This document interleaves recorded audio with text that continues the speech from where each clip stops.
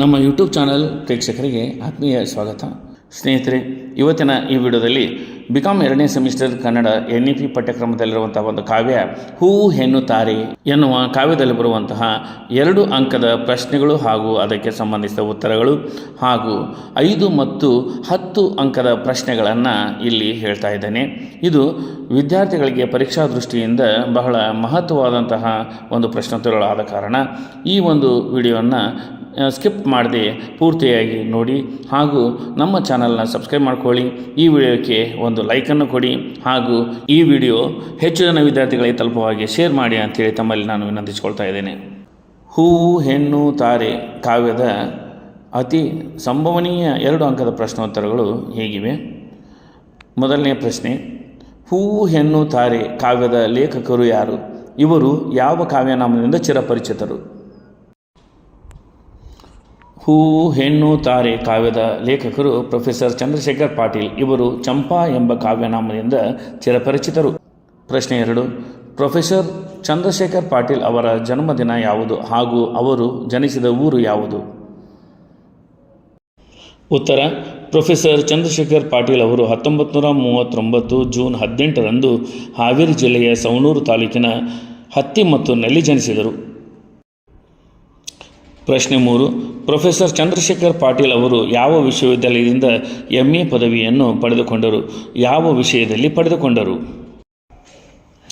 Professor Chandrashekhar Patil ಅವರು ಧಾರವಾಡದ ಕರ್ನಾಟಕ ವಿಶ್ವವಿದ್ಯಾಲಯದಿಂದ ಇಂಗ್ಲಿಷ್ ವಿಷಯದಲ್ಲಿ MA ಪದವಿಯನ್ನು ಪಡೆದುಕೊಂಡರು. ಪ್ರಶ್ನೆ 4, ಪ್ರೊಫೆಸರ್ ಚಂದ್ರಶೇಖರ್ ಪಾಟೀಲ್ ಅವರು ತಮ್ಮ ಸಾಹಿತ್ಯದಲ್ಲಿ ಯಾವುದನ್ನು ವಿಡಂಬಿಸಿದ್ದಾರೆ? ಉತ್ತರ, ಪ್ರೊಫೆಸರ್ ಚಂದ್ರಶೇಖರ್ ಪಾಟೀಲ್ ಅವರು ತಮ್ಮ ಸಾಹಿತ್ಯದಲ್ಲಿ ಸಾಮಾಜಿಕ, ರಾಜಕೀಯ, ಸಾಂಸ್ಕೃತಿಕ ರಂಗದಲ್ಲಿಯ ಎಡಬೆಡಂಗತನವನ್ನು ವಿಡಂಬಿಸಿದ್ದಾರೆ. ಪ್ರಶ್ನೆ 5, ಪ್ರೊಫೆಸರ್ ಚಂದ್ರಶೇಖರ್ ಪಾಟೀಲ್ ಅವರು ಯಾವ ಪತ್ರಿಕೆಗಳಲ್ಲಿ ಸೇವೆಯನ್ನು ಸಲ್ಲಿಸಿದ್ದಾರೆ? ಉತ್ತರ, ಪ್ರೊಫೆಸರ್ ಚಂದ್ರಶೇಖರ್ ಪಾಟೀಲ್ ಅವರು ಸಂಕ್ರಮಣ ಪತ್ರಿಕೆಯನ್ನು ದೀರ್ಘಕಾಲ ಮುನ್ನಡೆಸಿ ಕನ್ನಡ ನುಡಿ ಸೇವೆಯನ್ನು ಮಾಡುವುದರೊಂದಿಗೆ ಲಂಕೇಶ್ ಪತ್ರಿಕೆಯ ಆರಂಭದ ದಿನಗಳಲ್ಲಿ ಪತ್ರಿಕೆಗೆ ಕವಿತೆ ಮತ್ತು ಲೇಖನಗಳನ್ನು ಬರೆದವರಾಗಿದ್ದಾರೆ. ಪ್ರಶ್ನೆ 6, ಪ್ರೊಫೆಸರ್ ಚಂದ್ರಶೇಖರ್ ಪಾಟೀಲ್ ಅವರು ಕನ್ನಡ ಸಾರಸ್ವತ ಲೋಕಕ್ಕೆ ನೀಡಿದ ಕವನ ಸಂಕಲನಗಳು ಯಾವುವು?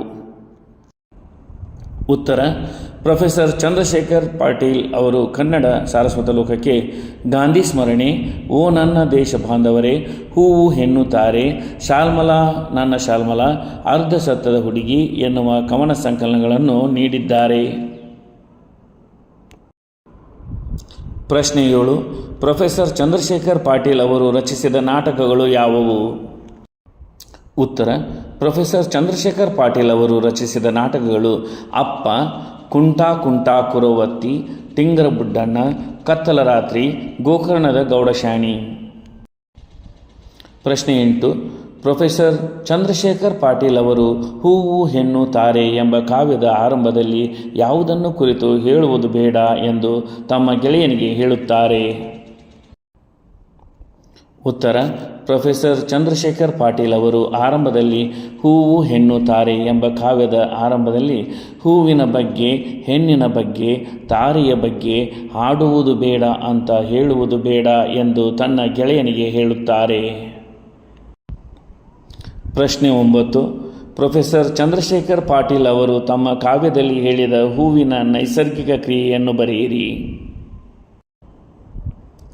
ಉತ್ತರ, ಪ್ರೊಫೆಸರ್ ಚಂದ್ರಶೇಖರ್ ಪಾಟೀಲ್ ಅವರು ನೆಲದ ಬಸರಿನ ಬಿಸಿಗೆ ಬಿರಿತು ಒಡಲನೆಯೇ ಸೀಳಿ ಹೊರಬಂದ ಜೀವರಸ ಟೊಂಗೆಯ ತುದಿಗೆ ಕಾರಂಜಿಯಾಗಿ ಅರಳುವ ಹೂವು ಕಾಯಾಗಿ ಹಣ್ಣಾಗಿ ಮತ್ತೆ ಬೀಜವಾಗಿ 100 ಹೂವಿಗೆ ಉಸಿರು ಕೊಡುವ ಹೂವು ಒಡಲನೆತ್ತರವನ್ನು ಕಣ್ಣಲ್ಲಿ ಚಿಮುಕಿಸಿ ಹೀಗೆ ಬದುಕಬೇಕು ನಾವು ನೀವು. ಅದಕ್ಕೆ ಗೆಳೆಯ ನಾವು ಹೂವಿನ ಬಗ್ಗೆ ಹಾಡುವುದು ಬೇಡ ಅಂತ ಹೇಳುವುದು ಬೇಡ ಎಂದು ಹೇಳಿದ್ದಾರೆ. ಪ್ರಶ್ನೆ 10, ಪ್ರೊಫೆಸರ್ ಚಂದ್ರಶೇಖರ್ ಪಾಟೀಲ್ ಅವರು ತಮ್ಮ ಕಾವ್ಯದಲ್ಲಿ ಹೆಣ್ಣನ್ನು ಕುರಿತು ಹೇಳಿದ ಅಂಶಗಳನ್ನು ಬರೆಯಿರಿ. ಉತ್ತರ, ಪ್ರೊಫೆಸರ್ ಚಂದ್ರಶೇಖರ್ ಪಾಟೀಲ್ ಅವರು ಹೆಣ್ಣನ್ನು ಕುರಿತು ಹೇಳಿದ್ದು ಹೀಗೆ: 100 ಪೀಳಿಗೆಗಳಿಗೆ ಹಾದಿ ತಾನೇ ಆಗಿ ಗಂಡು ಕಾಲಿನ ಕೆಳಗೆ ಸಿಕ್ಕು ಹೆಣವಾದರೂ ಜೀವನದಿಯಾಗಿ ಹರಿದವಳು ಹೆಣ್ಣು. ಅಡಿಯಲ್ಲೋ ಮುಡಿಯಲ್ಲೋ ಮೆರೆದು ಮಣ್ಣಿಗೆ ಉದುರಿ ಮಣ್ಣಾದರೂ 100 ಹೂವಿಗೆ ಬೀಜವಾದವಳು ಹೆಣ್ಣು. ನಮ್ಮ ಹಾಡಿಗೆ ಮೂಡಿಸುವಳು ಕಣ್ಣು. ಅದಕ್ಕೆ ಗೆಳೆಯ, ನಾವು ಹೆಣ್ಣಿನ ಬಗ್ಗೆ ಹಾಡುವುದು ಬೇಡ ಅಂತ ಹೇಳುವುದು ಬೇಡ ಎಂದು ಹೇಳಿದ್ದಾರೆ. ಹೂವು ಹೆಣ್ಣು ತಾರೆ ಕಾವ್ಯದ 5 ಮತ್ತು 10 ಅಂಕದ ಪ್ರಶ್ನೆಗಳು ಹೀಗಿವೆ. ಪ್ರಶ್ನೆ 1. ಪ್ರೊಫೆಸರ್ ಚಂದ್ರಶೇಖರ್ ಪಾಟೀಲ್ ಅವರು ಹೂವು ಹೆಣ್ಣು ತಾರೆ ಕಾವ್ಯದಲ್ಲಿ ಹೇಳಿರುವ ಈ 3 ಶಬ್ದಗಳ ಮಹತ್ವವನ್ನು ಪದ್ಯದ ಉದಾಹರಣೆಗಳೊಂದಿಗೆ ವಿವರಿಸಿರಿ. ಪ್ರಶ್ನೆ 2. ಪ್ರೊಫೆಸರ್ ಚಂದ್ರಶೇಖರ್ ಪಾಟೀಲ್ ರವರ ಹೂವು ಹೆಣ್ಣು ತಾರೆ ಕಾವ್ಯದ ಸಾರಾಂಶವನ್ನು ಸಂಗ್ರಹಿಸಿ ಬರೆಯಿರಿ. ಪ್ರಶ್ನೆ 3. ಪ್ರೊಫೆಸರ್ ಚಂದ್ರಶೇಖರ್ ಪಾಟೀಲ್ ರವರ ಹೂವು ಹೆಣ್ಣು ತಾರೆ ಕಾವ್ಯದ ವ್ಯಂಗ್ಯಾರ್ಥವನ್ನು ಬರೆಯಿರಿ. ಪ್ರಶ್ನೆ 4. ಪ್ರೊಫೆಸರ್ ಚಂದ್ರಶೇಖರ್ ಪಾಟೀಲ್ ರವರ ಬದುಕು ಮತ್ತು ಬರಹವನ್ನು ಬರೆಯಿರಿ. ಇಲ್ಲಿಗೆ ಈ ಒಂದು ವಿಡಿಯೋನ ಇಲ್ಲಿಗೆ ಮುಗಿಸ್ತಾ ಇದ್ದೇನೆ. ಮುಂದಿನ ವಿಡಿಯೋದಲ್ಲಿ ಮತ್ತೆ ನೀವು ಭೇಟಿಯಾಗೋಣ. ಇದರ ಉಪಯೋಗನ ಎಲ್ಲ ವಿದ್ಯಾರ್ಥಿಗಳು ಪಡ್ಕೊಳ್ಬೇಕಂತ ಹೇಳಿ ಮತ್ತೊಮ್ಮೆ ನಾನು ತಿಳಿಸ್ತಾ ಈ ವಿಡಿಯೋವನ್ನು ಇಲ್ಲಿಗೆ ಮುಗಿಸ್ತಾ ಇದ್ದೇನೆ. ಧನ್ಯವಾದಗಳು. ಜೈ ಹಿಂದ್.